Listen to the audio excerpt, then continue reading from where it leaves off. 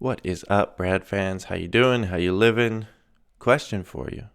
Can climate change be funny? It's a rather serious issue, threatens our world, so you might be inclined to say no.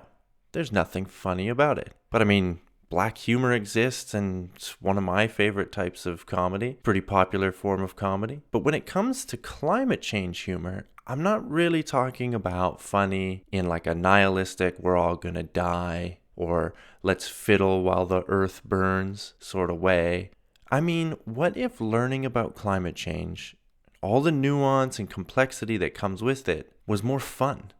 Funny, even. Would this make the whole situation a little less overwhelming, less politicized? Well, my guest today certainly thinks so. Ethan Brown is the host of The Sweaty Penguin, a podcast that just might be the funniest show that deals exclusively with an existential threat to humanity: climate change. Ethan and I talked about using humor as an entry point into this subject, how his first introduction to climate change in the 8th grade led him to believe that yes, jokes were needed. We also talked about the criticism that using humor to discuss climate change means you aren't taking it seriously. And he gave some really interesting thoughts about what it means to take a subject seriously and how that involves honesty and digging into the nuance and looking at all sides of these solutions and problems and weighing the costs and benefits. So I can say of Ethan, despite his humorous attitude towards his show and his science communication, he's definitely taking these subjects seriously.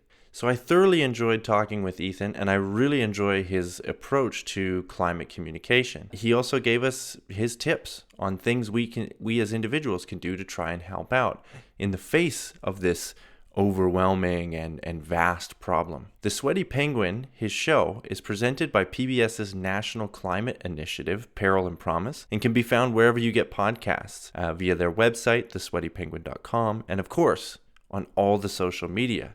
And before we get to the interview with Ethan, remember, you can also get in touch with me. twobradforyou.wordpress.com is the website. All of the information about contact details is there, how to leave us a voicemail, how to get in touch via email, twobradforyou@gmail.com, and of course on the social media, at twobradforyou on Twitter and Instagram. So please, please, please get in touch. Let me know what you think of this interview. Let me know what you think of climate change. Let me know what topics you would like me to cover next.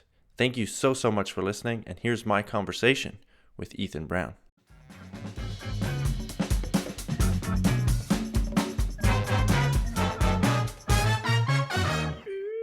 Ethan, thank you so much for reaching out. Thanks for being on the show. It's a pleasure to have you. Oh, thank you for having me. Well, yeah, let's jump right into the show. The Sweaty Penguin is the name of your podcast, as folks heard in the intro.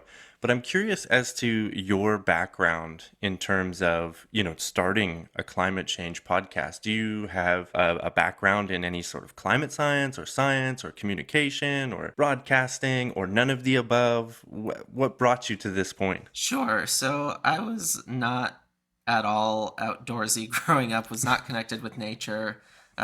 Actually, this will go down a whole rabbit hole, but as a kid, I was doing a mental math stage show. I performed all over the world. I was on the Fox TV show Superhuman. I did a lot of cool stuff with that. But that was really about trying to make math fun and interesting for people, which is a bit of a scary topic. I ended up kind of losing interest in that in high school, and that was around when I started learning about climate change. And I was really freaked out by it. I was scared, I was overwhelmed, but I didn't find it interesting. I didn't find it fun to learn about. So I was sort of toying with the idea of doing something with it, but I was getting into film and television at the time, actually. That was what I was applying to college to study. And I was feeling like if I'm doing that, I'm a storyteller and I need a story to tell. And this seems really important. So I started taking some classes on it in college. Eventually, I decided to do a dual degree with environmental analysis and policy as well. But really, taking those classes in college, I started to realize that a lot of what I was finding overwhelming was maybe stuff I had some misconceptions about. A lot of the politicized aspects, there's actually a lot of climate solutions that span all over the political spectrum and aren't even political at all. And so I was kind of developing this communication style throughout college where I was trying to break those barriers to be maybe a little less overwhelming, use some more critical thinking, be add context, avoid mixing the policy with the facts and kind of separate that out. I was also at the time running my high school and college satire publications. So I had a lot of experience with comedy writing. So once quarantine hit and I was bored, I sort of combined all these different things together to form the Sweaty Penguin. Nice. I mean, so much of what you said there is really interesting. I mean, it's cool to me to hear that right away, like from the moment that you kind of learned about climate change, you were like, you had that idea, like this seems overwhelming, but I want to try and communicate it, or I want to like dive into it, and then that kind of helped shape your career through college and everything like that. Like it seems like the topic really must have resonated with you to decide that like, hey, this is something that like I'm gonna pursue for, you know, a couple of years now, culminating in this thing. Yeah, I remember in eighth grade, my science class, it was the first time we were going to address climate change. And the way it was done, and this was across the school curriculum, so nothing against that particular teacher by any means, but the way it was done, they had us pick a side whether we thought climate change was real or not and present our arguments and have a debate. And that just frustrated me so much as an eighth grader because even Sounds though I like it'd didn't be know much frustrating. about climate change, I certainly valued critical thinking. Like I said, I was a very mathy person at the time, so I was like, facts are facts, and there's clear evidence to support climate change. There isn't to the contrary. So I think I always, even if I wasn't like excited about it, like something just compelled me to feel like I needed to find ways to communicate it better. I felt like because it was so overwhelming, I experienced it myself. I wasn't finding it interesting, and I thought if maybe other people can find it interesting and find it fun to learn about, then they'll actually engage with it and then we can make progress on it. Well, and then so that right there brings me to something else that you said in your sort of intro there. Just, you know, storytelling is such a big part of science communication, something that I learned from a couple mentors and stuff like that. But again, like my background, biology, not having any formal training in communications or anything, this was the thing that I learned right away is like the best communication. It's storytelling. It's all storytelling. And then layer on top of that, comedy entertainment and stuff, it's like this is kind of the way, the best way to sort of communicate these things. But then it's also, we're talking about climate change, which is very serious, and like you said, it's overwhelming. How many articles have I read about climate dread, you know, in the millennial you know, generation? Oh, climate dread, everyone's got climate dread and getting depressed and stuff.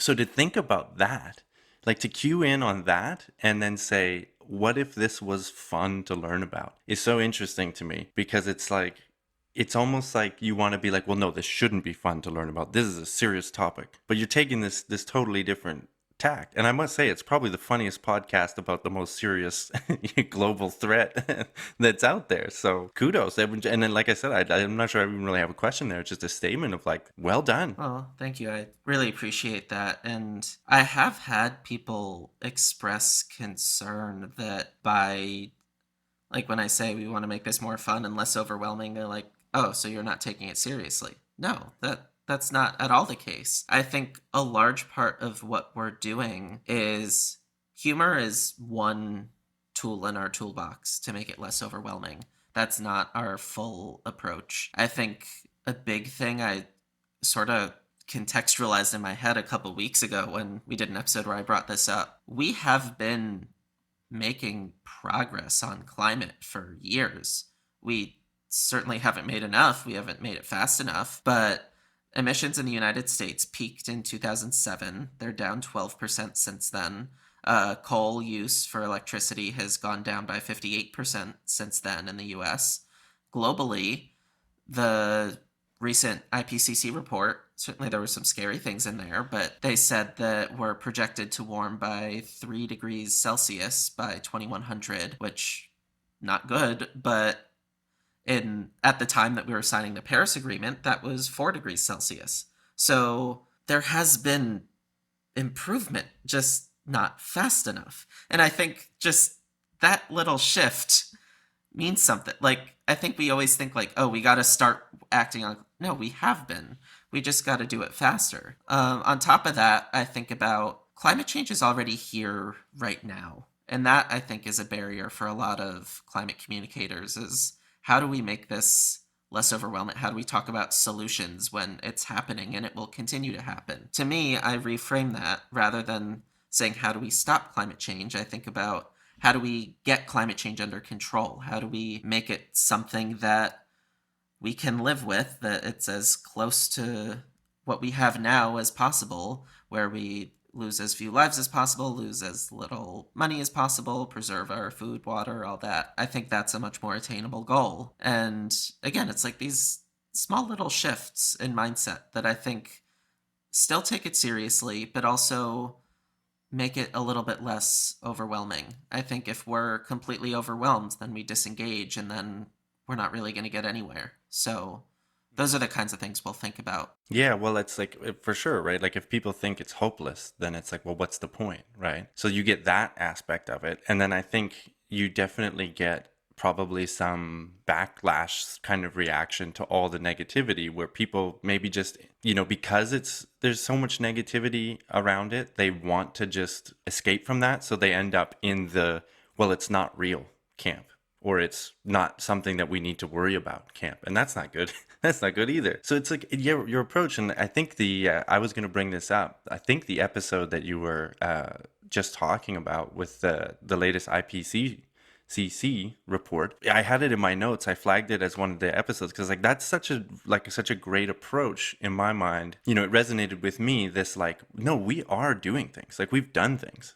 Like it's not like we haven't started. It's not like this is, this massive hill well, it's still a massive hill to climb, but we're already climbing it. It's, maybe that like makes the barrier of entry for people a little bit easier to be like, oh, okay, well, yeah, no, that's right. We are. And I think it's like with so many things, you hear some of these guys, science communicator guys, or I guess it's like Steven Pinker, his big thing. But he was always talking about like, how much progress the world has actually made, right? Like if you look at like violent death and poverty and all these things. And it's important to remember that. But again, you get this like backlash of people being like, well, then you're not taking any of these problems seriously. And I wonder if we get so stuck in these binaries, it seems lately, that seems to be a problem of the world and of communication, is like it's either one thing or it's the other.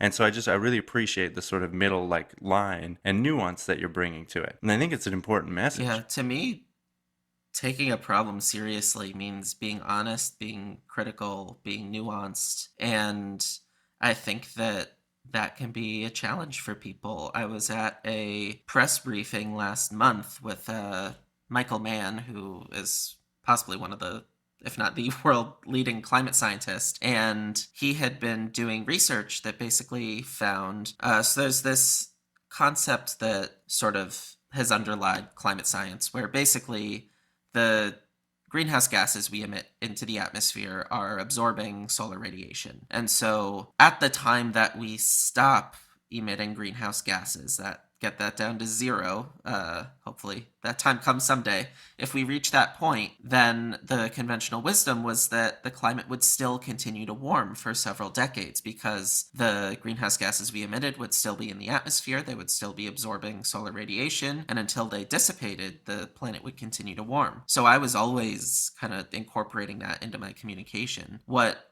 Dr. Mann's research found is that's actually not quite the case. That warming trend is happening, but at the same time, you have oceans, you have forests, you have all these carbon sinks sucking carbon out of the atmosphere, and that has a net cooling effect. And those two, the warming effect and the cooling, cancel out, and the climate would actually stabilize within a few years.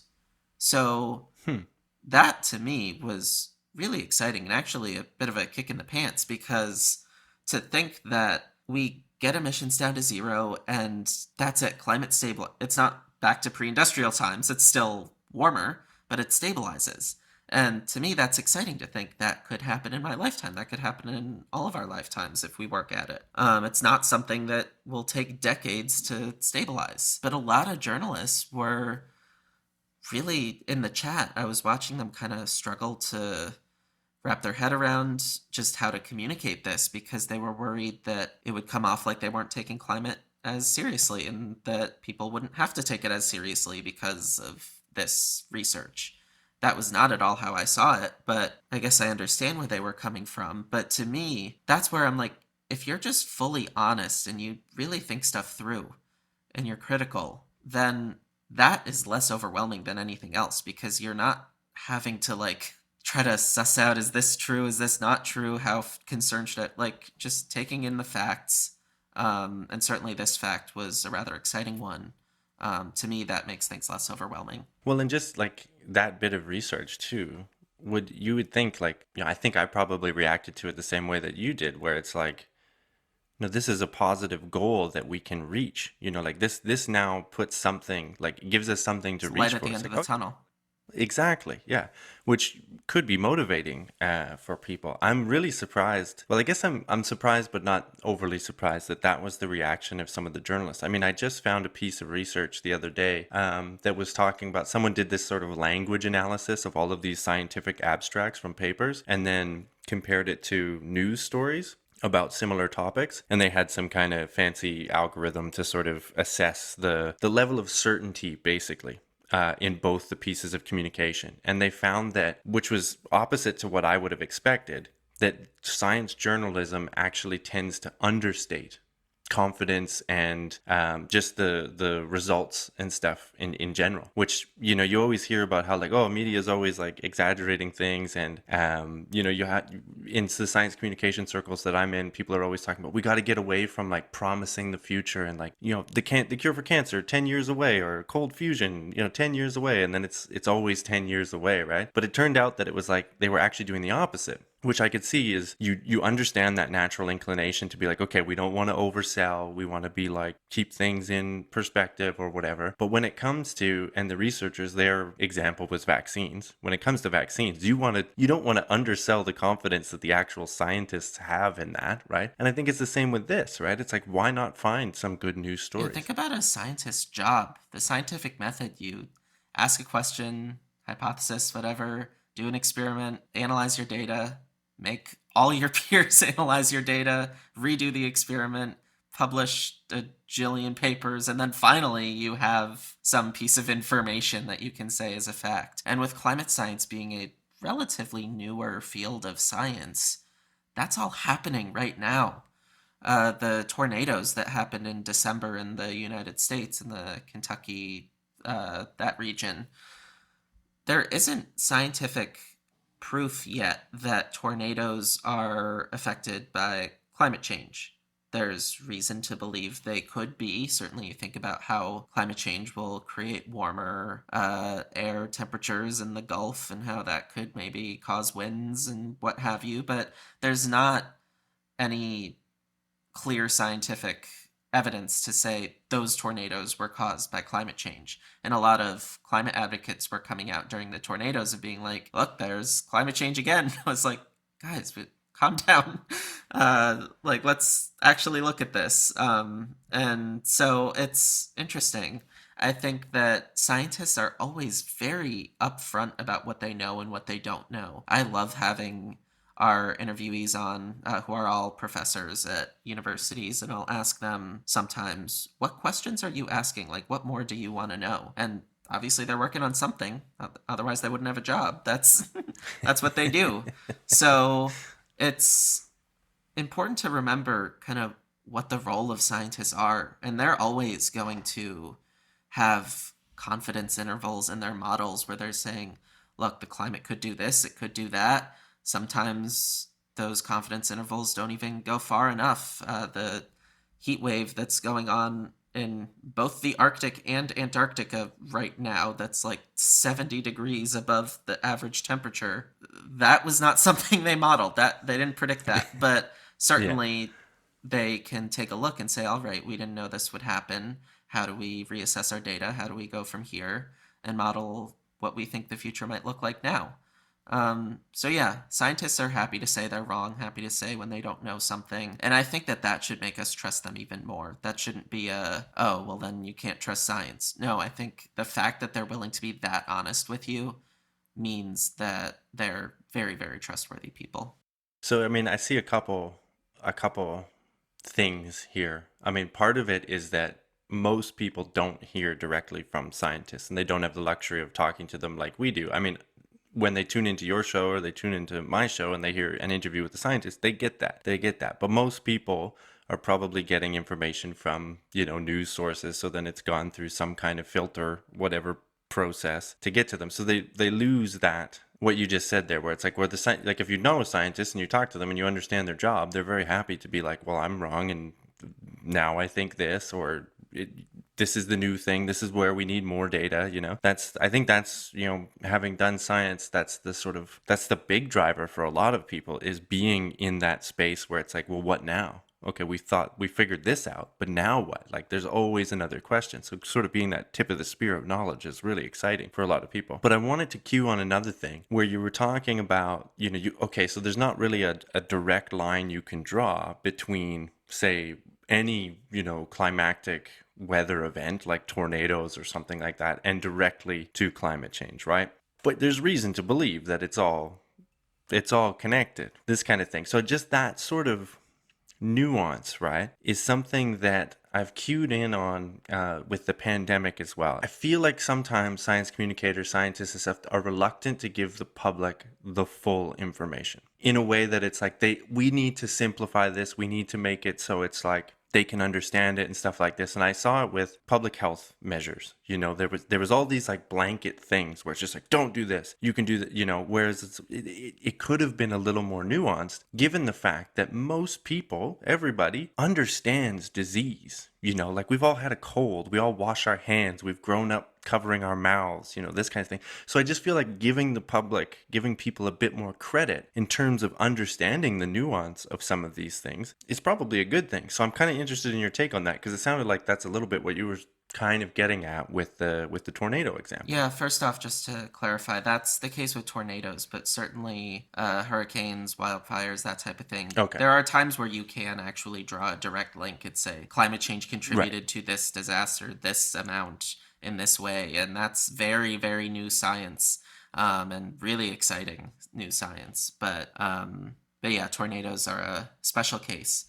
In terms of your question, though, I find that, I just love getting into the nuance. I think that's honestly what ended up making me interested in climate change, is getting into the nuance, getting into the fact that there is no perfect solution. Every solution has pros and cons. We've got an episode coming out this week on solar power where we spend most of it like, all right, solar power is really cool.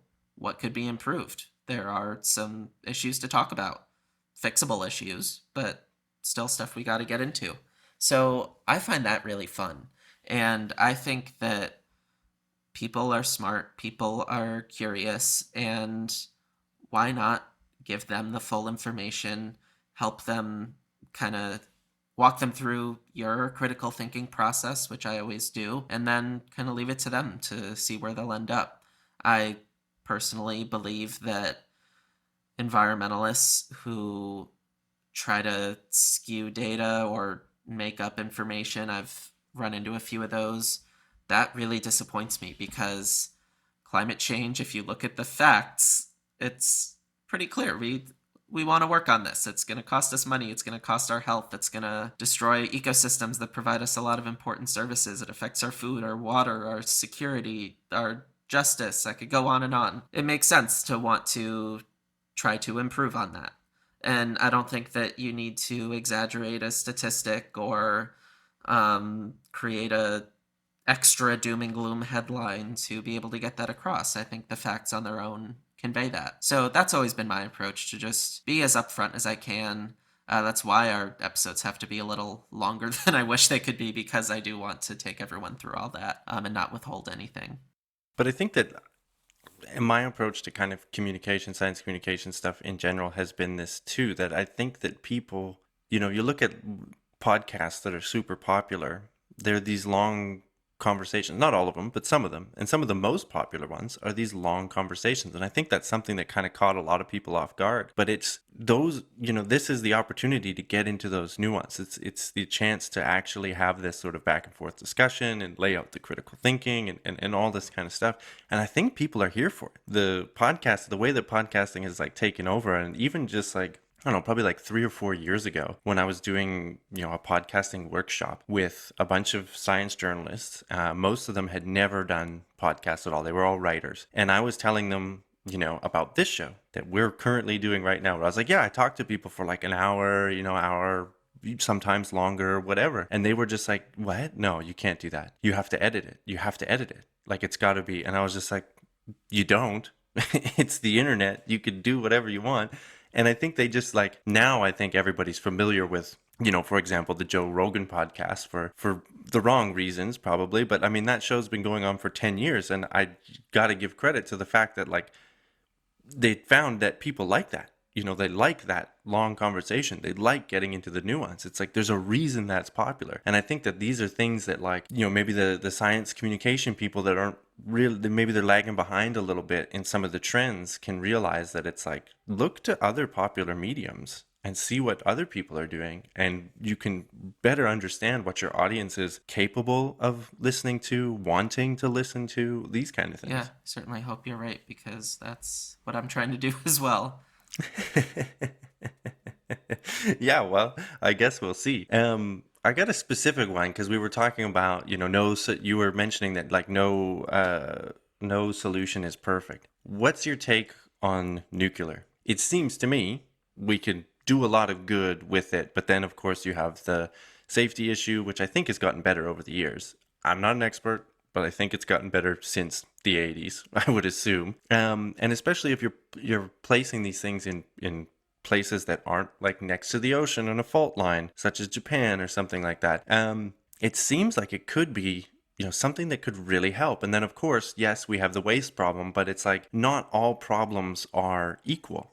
The waste problem is a little, less scary than 4 degrees climate change, that kind of thing. So I'm always curious about this because where I live here in Germany, like they've decided to just get rid of all of nuclear because there was a really concerted push by environmental groups and stuff, especially after Fukushima, where they were just like, we don't want this, it's dangerous, we got to get rid of this. And then they became more reliant on coal, and then Russia for gas, which with the current political situation, we know that's not a great situation now. So I don't know, it just seemed kind of short-sighted. Do you have any like nuanced information about nuclear or some thoughts on it at all? Yeah, we did a episode on nuclear, and we interviewed Jacopo Buongiorno, who's a nuclear scientist at MIT. So that was a really interesting episode to me. First off, I agree, don't put them on a fault line. Why would you do that? But beyond that, I think what we found, I kind of went in just not knowing and being curious. I mean, I'd heard mixed messages before. Certainly, like you said, a lot of environmental groups have been opposed to nuclear. And I came out optimistic. I think that some of the concerns with nuclear, first off, safety, in terms of the idea of a nuclear disaster like Chernobyl or Fukushima, that's very, very, I mean, that is improving.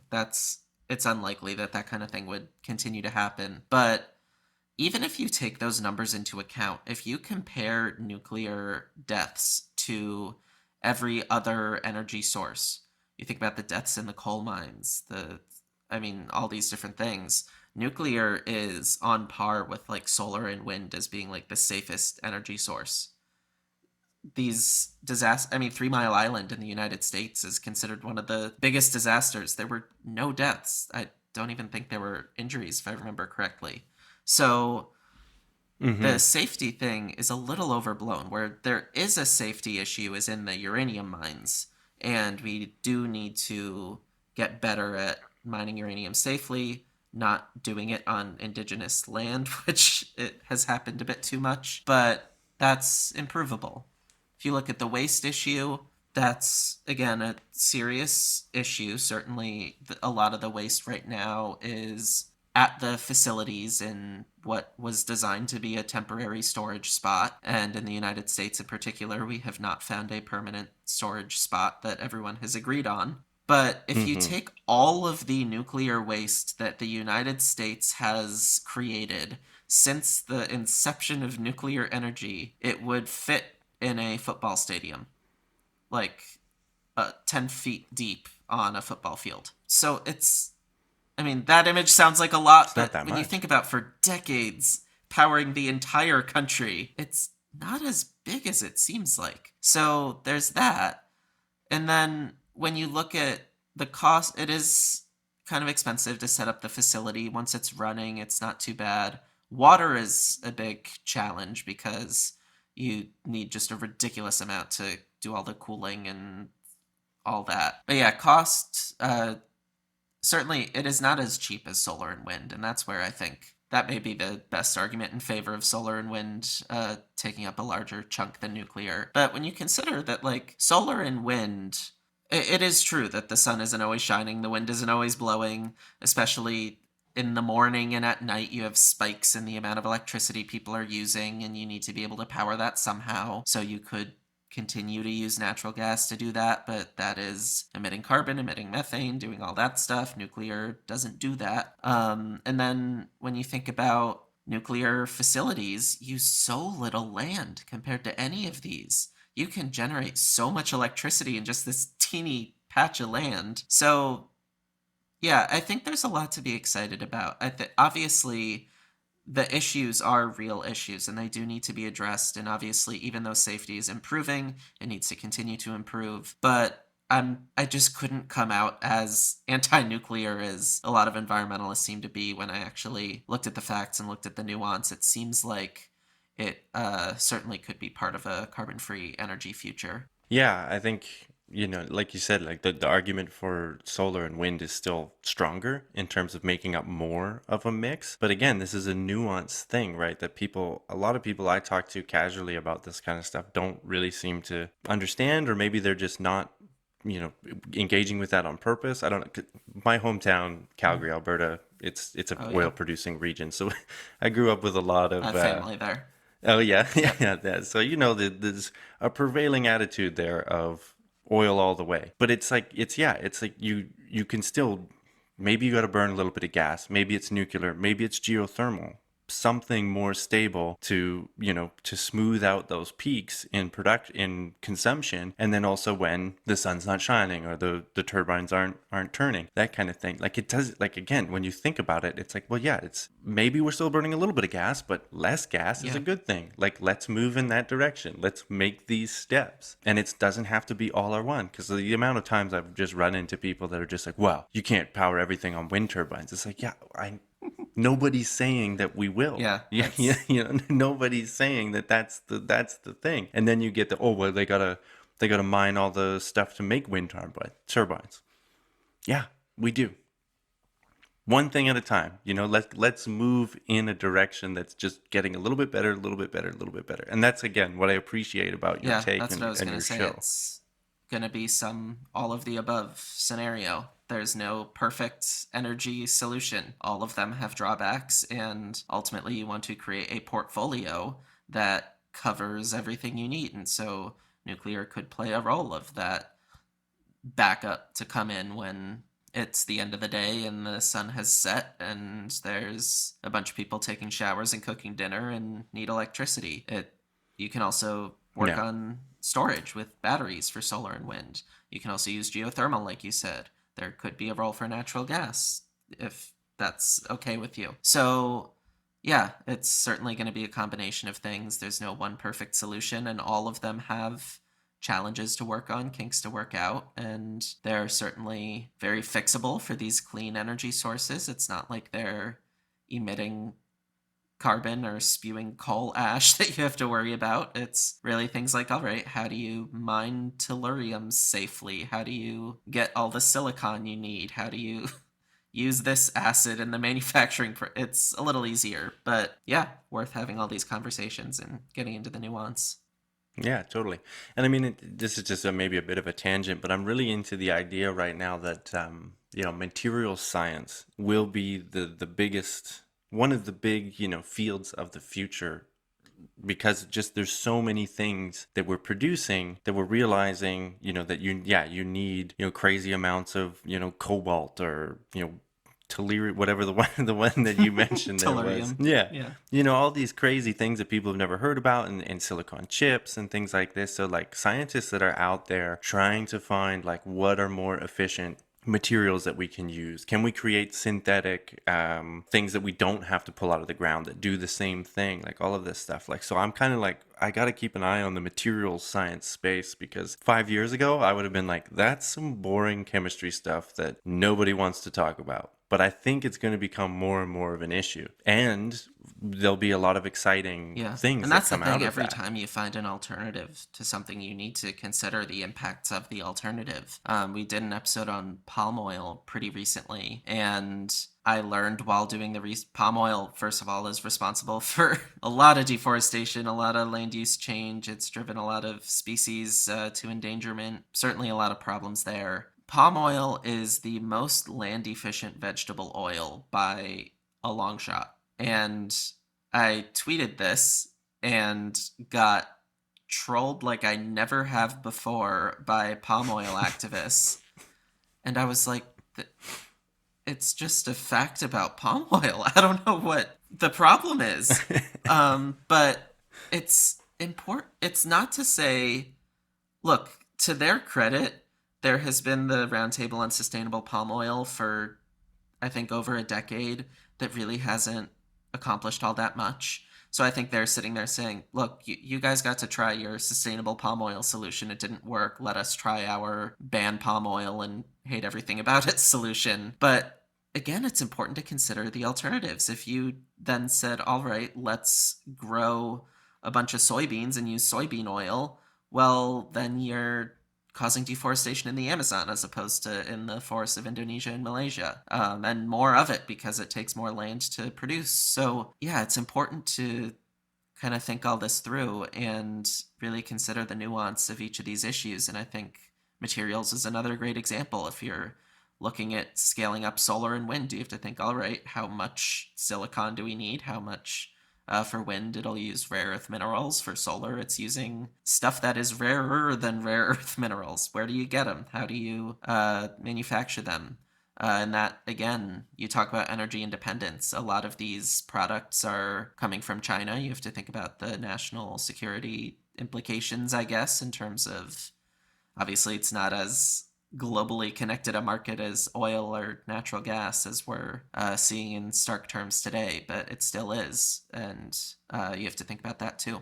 Yeah, I mean, it's one thing we're talking about, like, understand the nuance, we should dig into the nuance, we should do these kind of things. But then, as we're talking about the palm oil right there, I could see some of the problems with, say, like, so now I guess I'll go devil's advocate of all the nuance stuff that we that we were saying. Is just like, this, I think, can be an overwhelming thing as well for the average person, right? Like, so they're like, well, I like using palm oil, I thought it was a good alternative, but now I'm told it's not, or vice versa with soybeans or whatever. So it's like, how does the average person start to think about these things? Is the message again just like, do what you can kind of thing? Because that's kind of been my approach in my personal life, is just being like, we've stopped eating meat every day. Now we maybe consume, meat twice a week and everything, because we thought that would be a good idea, that kind of thing. What would you, I don't know, I guess say, like, to the regular person, like, listening, like, getting overwhelmed with all this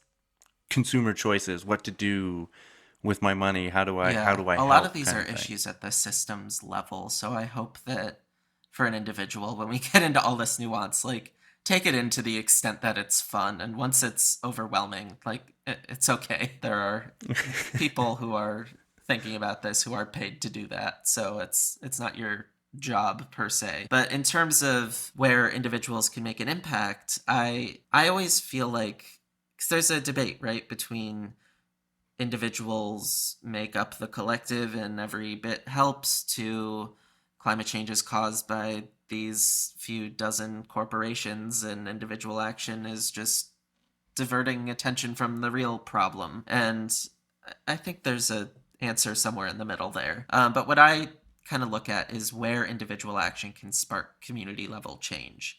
And for that, I have 5 tips for individuals that I like to give. So number 1 is find low-hanging fruit. Like you were saying, do what you can.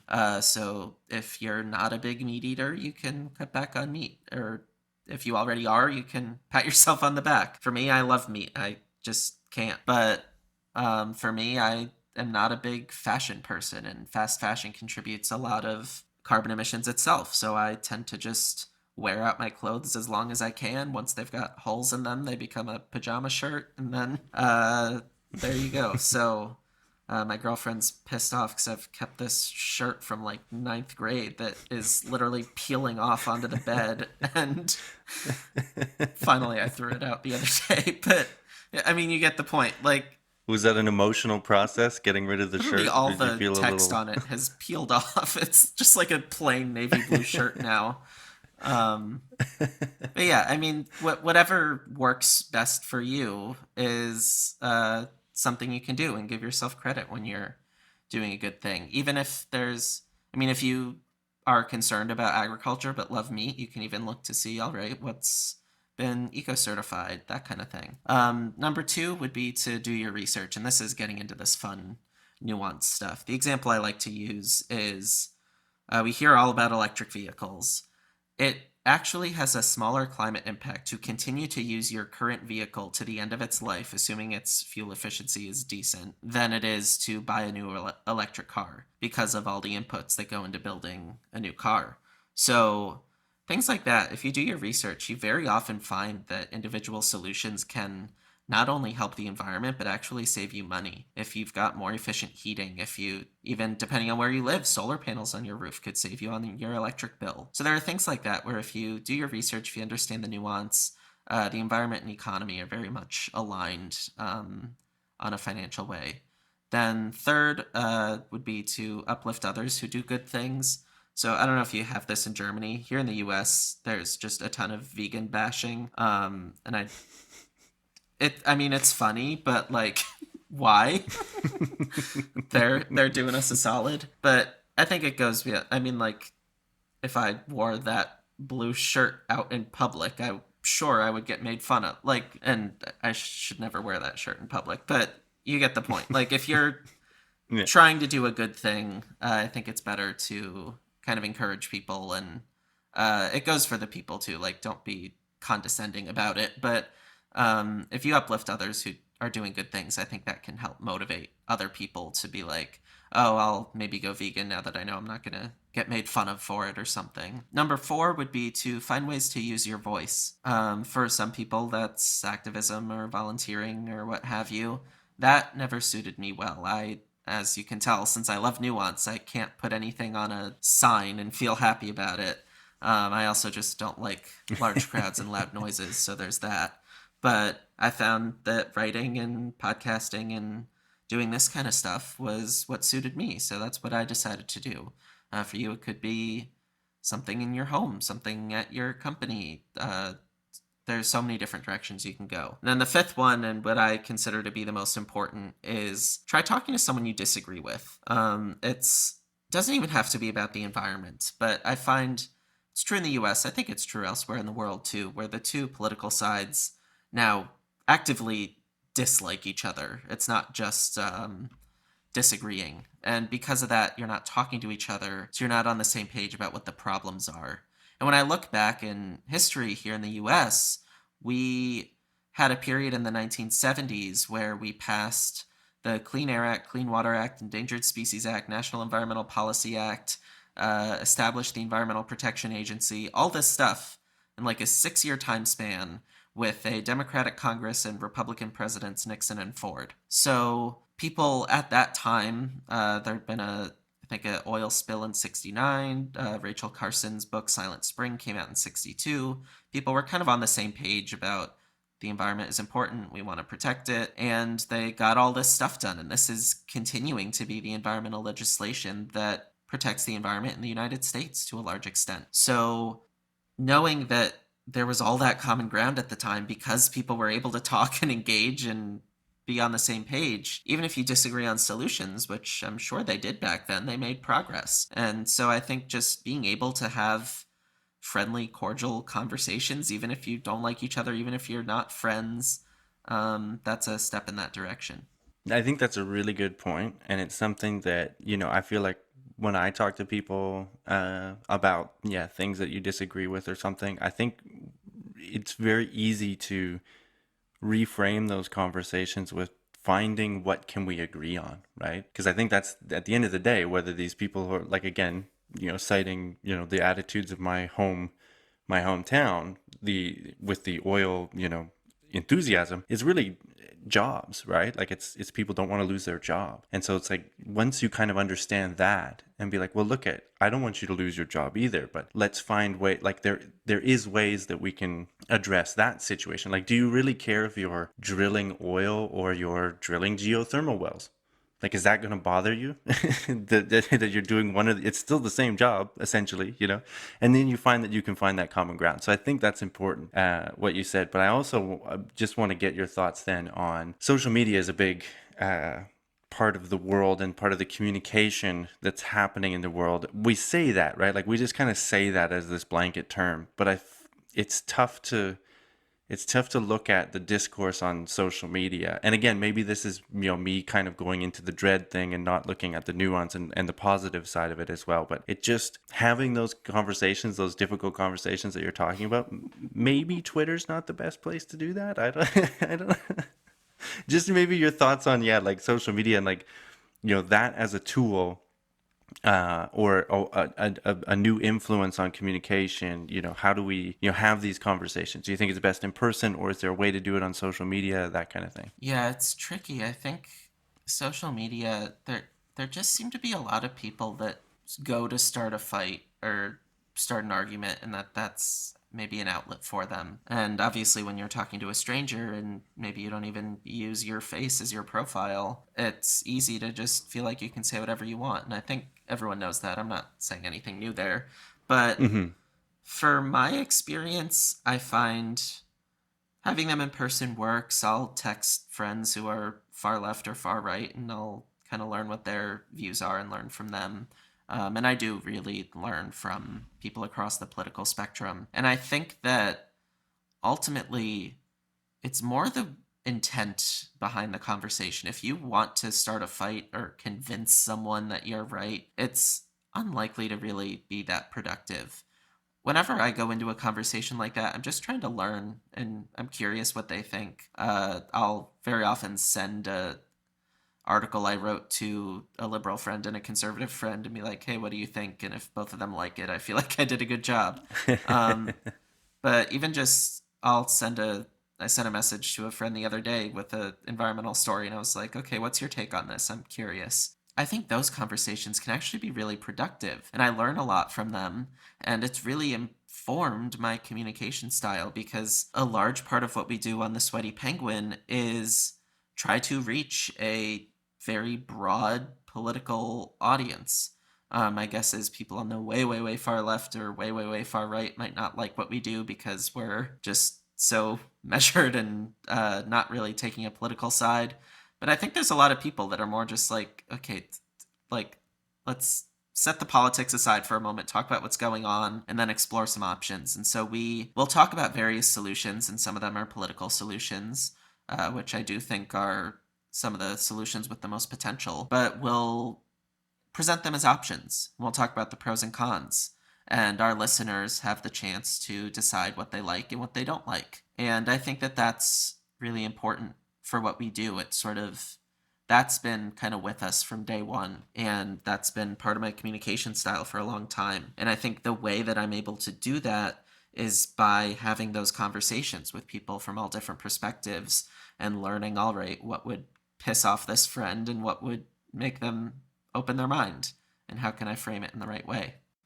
Yeah, I think I agree with everything you said there. I think for me, the thing with social media, the algorithm Oh is my is gosh. a real problem. Where it's promoting that anger. It seems to like get people hooked. But that seems again like something that's like, okay, well, this is at the system level. We need some kind of something to sort of legislate that or whatever. That's a deep problem on its own. But yeah, I think it's like you said, it's intent. It's how you use the medium. It's as long as the people that are coming to the table to have that conversation or want to have it in good faith, then you can have those conversations. So as we wrap it up here, where can people find Sweaty Penguin? And if you had, maybe you could give us like what's an episode, if you can think of one off the top of the head, to get people into the show, or one that you particularly liked, maybe it was an interview or something like that you would recommend. Sure.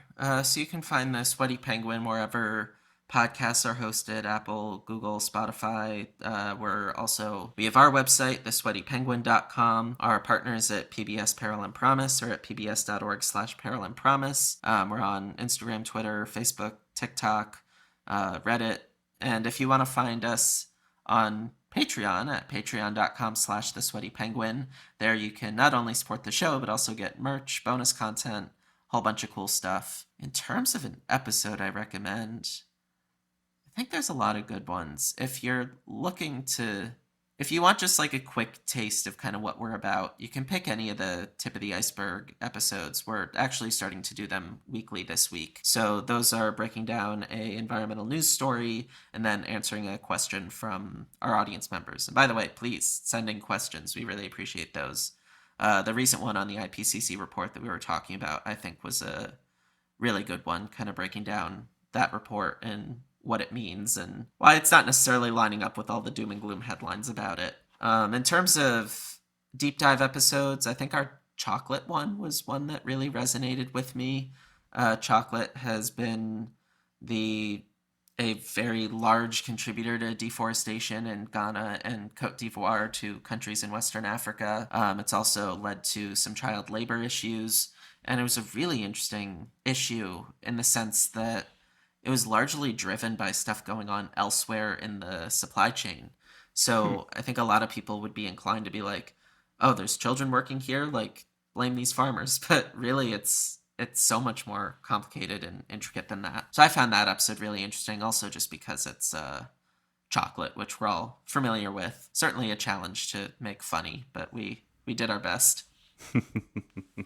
Well, I wanted to, thank you again for coming on. It was great. Great to talk to you. Like I said, I love your sort of middle of the road kind of approach to this thing. Get the politics out. Let's just talk about how we can find solutions, and very realistic approach. And I think, just kind of going back to what we were talking about, social media and stuff like this, you get those extremes, right? But I truly believe that most people are in this middle area, and so would be well served to listen to a show like yours and get that kind of take. Because like I said, when I was listening to that episode, Tip of the Iceberg episode about the IPCC report, I was just like, man, this just makes so much sense. Like, this just, it speaks to me in a way that it's like something you can get on board with, right? Because it's not that doom and gloom, but it's also not everything's fine. It's like, we're going to have to adapt to this. We're going to have to figure this out. We've come this far. Let's keep going. It's very inspirational in that way. So thanks so much for coming on. Is there anything else that you want to touch on that I didn't bring up or that we didn't cover yet? I don't think so, but thank you so much for having me. I love getting deep into all these intricate, said the word nuance like 80 times today, but that's awesome.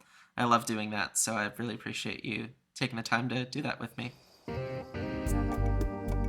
My thanks again to Ethan Brown. The show is The Sweaty Penguin Podcast. Again, wherever you get podcasts, or on their website, thesweatypenguin.com, and on social media, just search The Sweaty Penguin. You may notice new ending music, brought to you by my good friend and great musician, Matt Walkie.